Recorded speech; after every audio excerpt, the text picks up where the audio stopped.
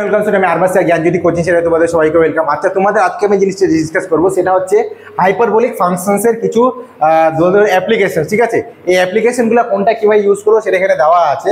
When z is a complex number comma cos hyperbolic z minus sine hyperbolic, যেটা হচ্ছে watt. তার মানে হচ্ছে ছোট থেকে আমরা শিখে এসেছি কি, যে sine square x z equal to cos square z equal to always one, এই জিনিসটা আমরা শিখে এসেছি। কিন্তু এখানে দেখো, লক্ষ্য করো যে cos hyperbolic square z minus sine hyperbolic square z equal to one, তার মানে হচ্ছে এর যে ভ্যালুটা আছে সেটা আমাদের ওয়ান হয়ে আছে। এবার এই যে প্রমাণটা আছে, proof, let z equal to t plus one by t by two sine equal to t minus one by t something.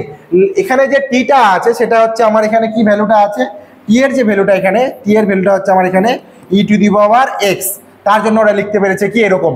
এবার এটা কেন এরকম হইলো, এবার আমরা সবাই জানি যে ফর্মুলাগুলো তোমরা কম বেশি সবাই জানো, যে হাইপারবোলিকের ক্ষেত্রে কি ছিল, ই টু দি পাওয়ার এক্স আর কি ছিল, one by e to the power x, তাই তো।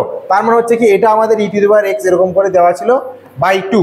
ওকে, তার মানে এটা যদি সরল ভাষায় লিখি, আমার অ্যাকচুয়ালি ফর্মুলাটা এমন দাঁড়িয়েছিল। ওকে, এই দাঁড়ানো ফর্মুলাটা কি ছিল, কস দিয়ে দেওয়া ছিল। সেম ভাবে যখন সাইনের ফর্মুলা ছিল, তোমরা আশা করি সবাই এখন জেনে গেছো, তো সেক্ষেত্রে যে ফর্মুলা ছিল সেটা হচ্ছে কি,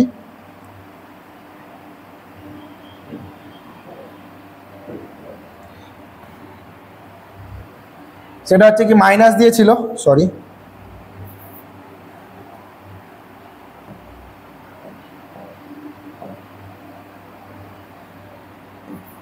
ই to the power x minus e to the power minus x by two. এটা হচ্ছে আমাদের সাইনের ক্ষেত্রে, এটা হচ্ছে আমাদের কি কসের ক্ষেত্রে।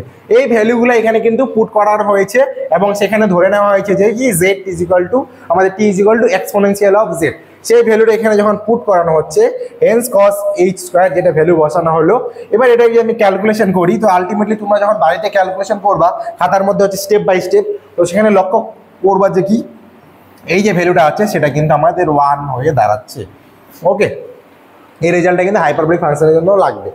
এবার নেক্সট একটা ফাংশনে কি আছে, if z1, z2 complex number sine h h1 z1 plus z2 is equal to sine h z1 cos z1, এই যে ভ্যালুটা ফর্মুলা আছে, এটা তোমরা ক্লাস 11-12 শিখেছো, সেটা হচ্ছে ত্রিগোণমিতিতে শিখেছো। কি শিখেছো, sine a plus b formula, sine a cos b cos a sin b, next ভাবে কি cos a cos b sin a sin b, তাই তো এই ভ্যালুগুলো আছে।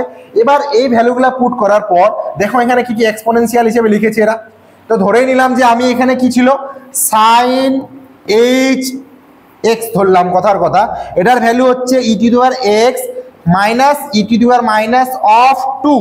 দেন we know that exponential of z1 plus z2 minus exponential of minus z1 of z2, এই ভ্যালুটা আছে divided by 2, এই যে ভ্যালুটা।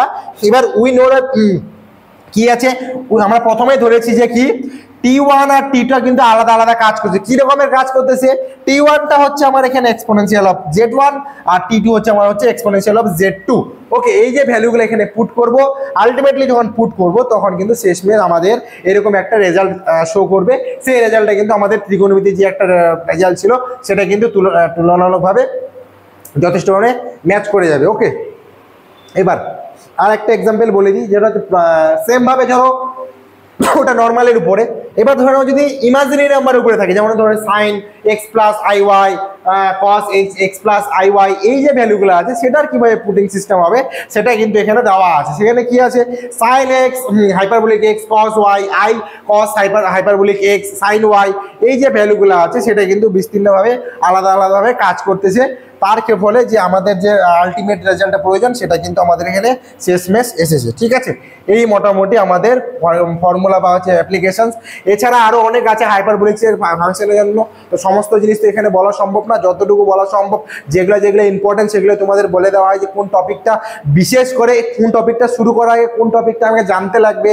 যেমন হচ্ছে তুমি যখনই কমপ্লেক্স নাম্বার বা এই সাবজেক্টটা করতেছো, তার মানে হচ্ছে তোমাকে অ্যালজেব্রা শুরু করতে হলে তোমাকে বেসিক জিনিসগুলোকে জানতে হবে। এই জিনিসগুলো যদি না জেনে থাকো কিন্তু তোমাদের অনেকটা প্রবলেম হবে। ঠিক আছে, আচ্ছা, এবার আমি একটা কথা বলতে চাই, সেটা হচ্ছে তোমার যদি কেউ ক্লাসে জয়েন করতে চাও বা হচ্ছে ক্লাসে জয়েন করে কেউ ম্যাটেরিয়ালস পেতে চাও বা হচ্ছে নোটস পেতে চাও, তাহলে অবশ্যই আমাদের সাথে যোগাযোগ করতে পারো।